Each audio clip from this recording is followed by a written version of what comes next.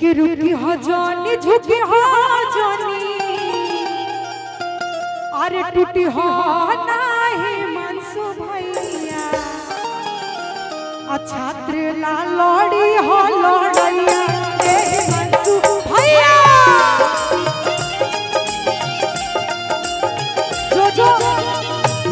जो इसमें हमारे हिमांशु सर के स्टूडेंट बैठे हुए हैं, हिमांशु सर के जो स्टूडेंट बैठे हुए हैं, चाहे अभिभावक है, थोड़ा हाथ उठा करके जे मानेला छात्र खातिर लड़ी हो लड़ैया मनसु भैया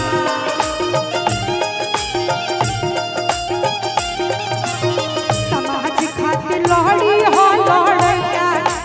मनसु भैया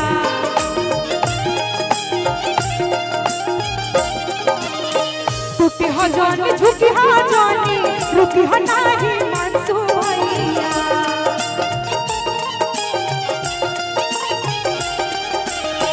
टूटी हो जानी झुकी हो जानी रुकी हो नाही मनसु। सर ये हम नहीं कह रहे हैं, ये सारे छात्र अभिभावक जो आपके हैं ना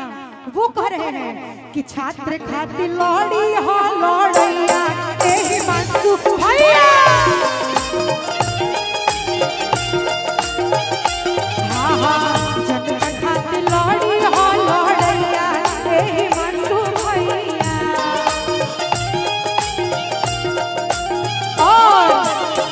गरीब के सहारा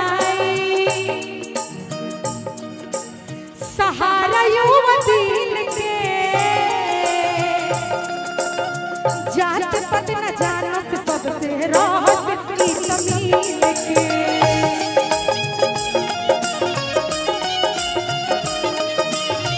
जात पत न जानत की तो रहत सबसे गरीब के सहारा सहारा युवती के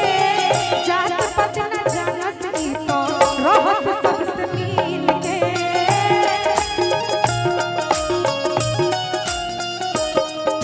एगो बड़ी सुंदर भाव आवता टूटी हो जानी झुकी हो जानी टूटी हो जानी झुकी हो जानी रुकी हो नाही मनसु भैया